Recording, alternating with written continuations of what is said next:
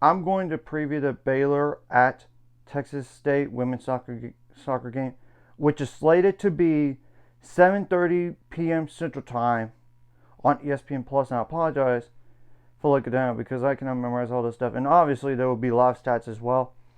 And when you look at the weather, it could be a little bit iffy for the game, so there could be a delay. Maybe they'll move it up. I don't know. So I'm just pretending as if this game is really going to happen. It's like starting at like really late, or to just move it up. And if it's flat out canceled, there's nothing we could do about that. So just to give a heads up, because I did check the weather at Texas State. When you look at the rain, it's not really the rain part of it. It's the lightning and the thunder that could be the bigger issue. So we're gonna have to wait and see. Anyways, Baylor is coming off their first win over Texas in women's soccer since November 1st of 2017, which was in the Big 12 tournament. You gotta keep that in mind. And it was like the quarterfinal round, and it was a golden goal at the time. Now this time was a 1-0 win, and it was a goal was scored in the first half, and it got interesting last 10 seconds because there was a foul around midfield. They did a free kick, tried to send it to the box. Baylor kicked the ball back. The ball was kicked over to Baylor, and Baylor just cleared that ball out, and the clock ran out. So, just to explain that situation, Baylor's 3-0-2 on the year, as in like 3 wins, no losses, and 2 ties. Now, I will say Texas State's a formidable opponent because they tied with us last year, first of all. It was a 2-2 tie, even though that felt like more like a win for Baylor, because they were up 2-1, and then a goal was given up in the last minute of the game.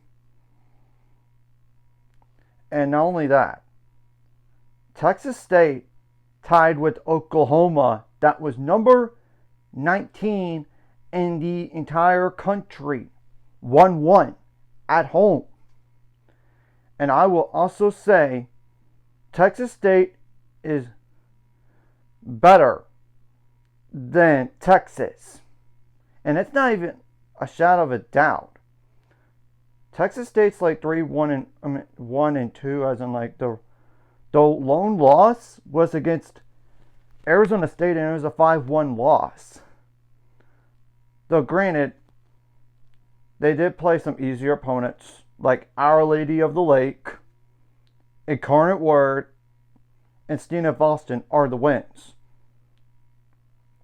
They did tie with A&M just like Baylor did, and they did tie with Oklahoma. So you got to keep that in mind going to this game, and they have used a lot of different formations and all this, because literally they've used like 2 defenders, 7 midfielders, 1 forward twice, 2 defenders, 6 midfielders, 2 forwards 2 times, 1 time 3 defenders, 5 midfielders, and 2 forwards. And then last game was like 2 defenders, 5 midfielders, and 3 forwards. Yeah, that's it. I do not know the injury status for Texas State.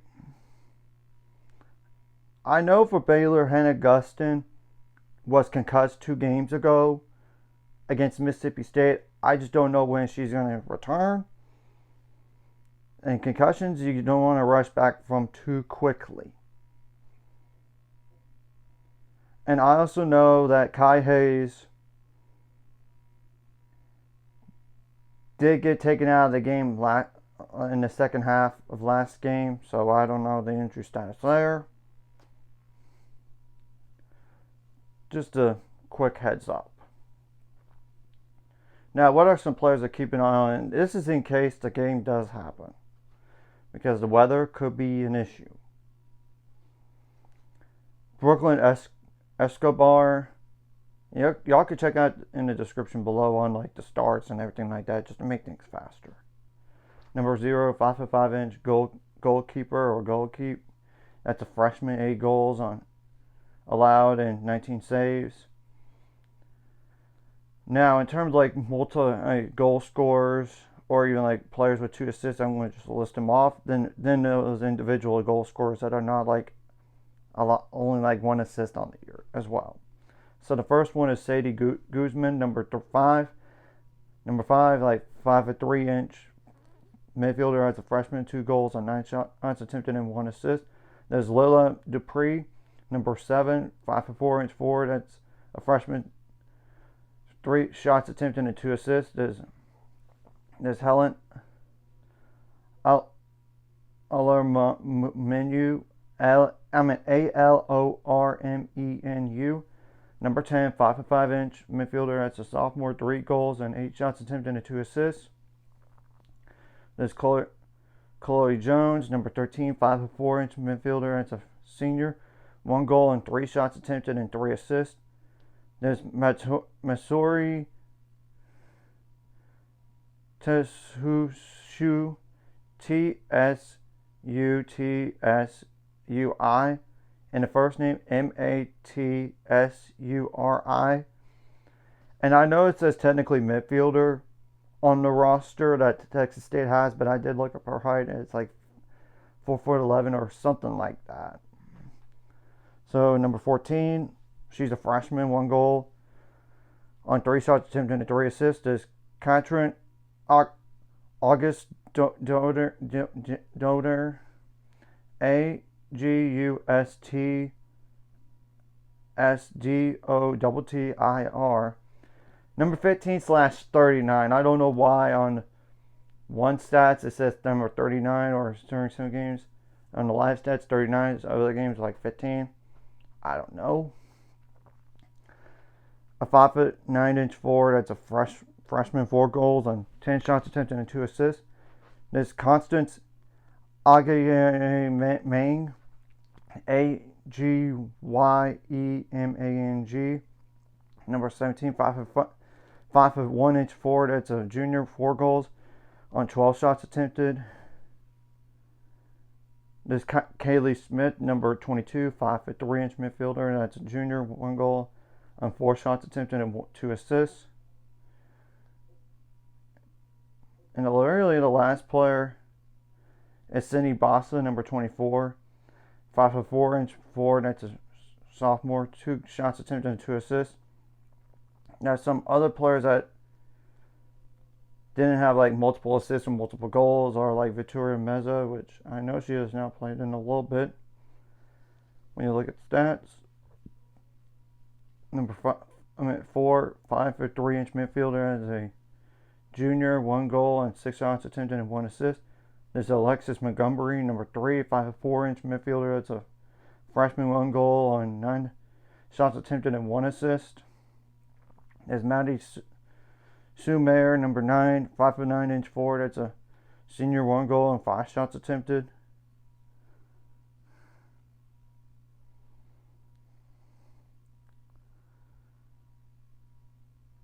There's Kenley Bradley, number 20, 5'8" defender. That's a senior, 1 goal on 3 shots attempted and 1 assist. Okay, that's pretty much all the goal scorers right there. And sure, it is nice to beat 2 SEC teams in a row, including your rival in Texas and a ranked team at the time in Mississippi State. But let's go for more. Let's not be satisfied. Remember, this team tied with you last year. Surely you want revenge, because that was a game that you let slip away. And the majority of those players from last year are on this. Some of the players from last year are on this year's team. They know they let that one slip away, and that's a revenge game when I see one. Let's just be real. Obviously, you gotta just stay focused and ready and stay loose, even if there is a delay in the game. I mean, like the game to start or a delay period during the game. You got to make adjustments on the fly, both offensively and defensively, not just from first half to second half, but during those halves. And dictate the pace. And do not overlook this team.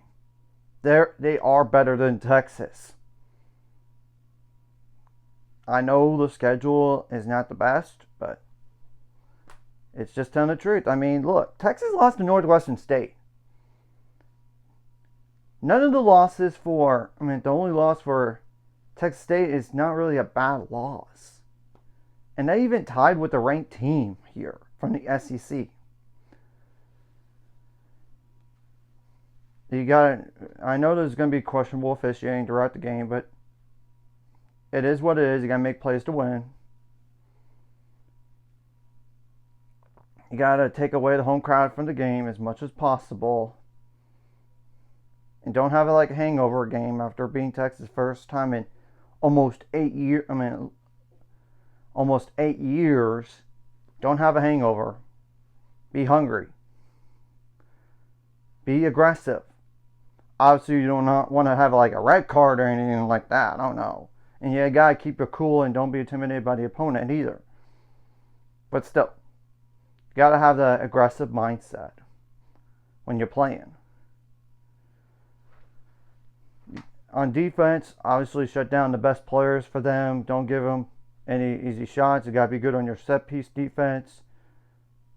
Obviously, you do not want to have a handball or a foul in the box, because that's just penalty kicks and that's just a guessing game. Don't give them any clean shots. Block them every time and block them. Don't give them any easy passes. Obviously, you do not want to foul like near the box either, because that could be shooting range potentially, but still. And make them turn the ball over in their own scoring end as much as possible and try to take advantage. And honestly, you got to win those 50-50 balls in the air, whether it's in the midfield or scoring end or even like in your own defending end and all this. So, yeah.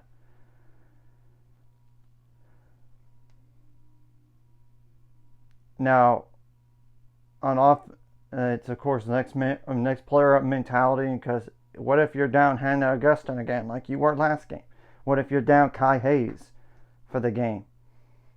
I'm just saying you gotta have that next player up mentality as well in case of that. If both don't play, I would think Hannah Augustine probably wouldn't play, but we'll see. Now, offensively speaking, try to get some shots up, and you got to really get some quality looks. You got to get clean passes. Don't turn the ball over your own end as much. And then one thing I got to mention on defense, you got to clear the ball out. If it gets dangerous, you got to clear it out immediately and make them back them up. And obviously, you want to pressure them to make mistakes. And it kind of goes for the offense. Be aggressive and be good on your set pieces, whether it's like a free kick and like at the middle of the field and try to send it to the box, or close to the sideline, or close a sideline of the goal area you need to score on, or close to the box. Be good in that. You gotta be good in your corner kicks, because sometimes that's the easiest way you could score. I mean, it's from corner kicks. You got to be good in those 1v1 situations on offense. And obviously, if they're going to call a foul in the box or a handball in the box, you got to take advantage of those penalty kicks. You got to. Though it's like a guessing game, I know, but still. You got to have your key players step up in this type of game. And the thing about it is, Baylor's offense, you There's no like one certain player you need to slow down at all. There's actually multiple, like both starters and then bench players. So it's not like, oh, shut down this person, you lock them up. Oh no, there's more players you got to worry about.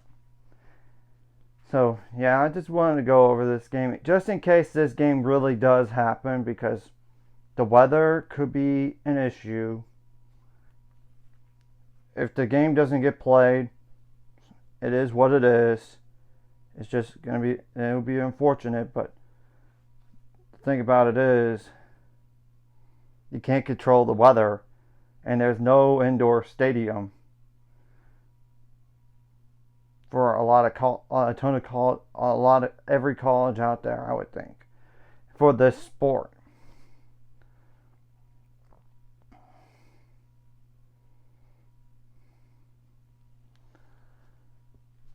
But I'm going to just double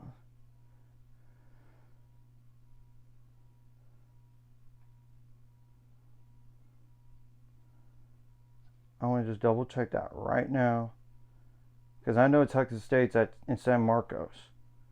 Yeah.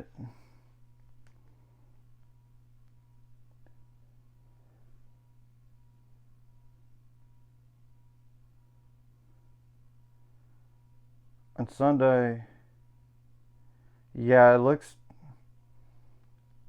it's like sending like around like 40% chance to, I mean, all throughout from like 7 p.m. to 10 p.m. It's more like the lightning could delay the pregame warm-ups, and they will play through rain sometimes, but not like, forget lightning, no way. Thunder is a no way. So I just want to give a quick heads up, because that is a real thing out there. Because if this game, and the thing about it, another thing about this game is, this is a quality opportunity to help boost your NCAA tournament resume, Baylor. Because look, if you want to make the NCAAs this year, you need to win this type of game. And I don't care they're mid-major or not. They're good. They're a better team than Texas is. This is a more quality win than Texas, in my opinion. So we're going to have to wait and see what happens, whether this game gets played or not. That is TBD. And the thing about it is, you can't really do it earlier when you look at it, potentially, because even if you do start it earlier, like 3 o'clock, it's still like rain. It's more like around 5 o'clock there's lightning strikes, potentially. But I know it's only a few days from now, and things could really change quickly. In terms of weather in the state of Texas, it's a real thing for this sport that could be very well altered to forcing a game to be canceled. So we're going to have to wait and see. So anyways, if you like this content, hit the like, subscribe, and see you guys later on the road to 800 subscribers. Course ultimate goal is 1,000 more. Some money to this course. Like video, comment video really helps YouTube algorithm. Some more people see it. Sharing the video does help as well. Some more people can watch it if you're watching. And then hit subscribe button, read the notification bell as well. And I'm sorry this took longer, but I wanted to go over like the weather aspect of this game too, because it is a factor. You got to kind of adjust to the conditions and adjust to the officiating as well for this type of game, or any game in general.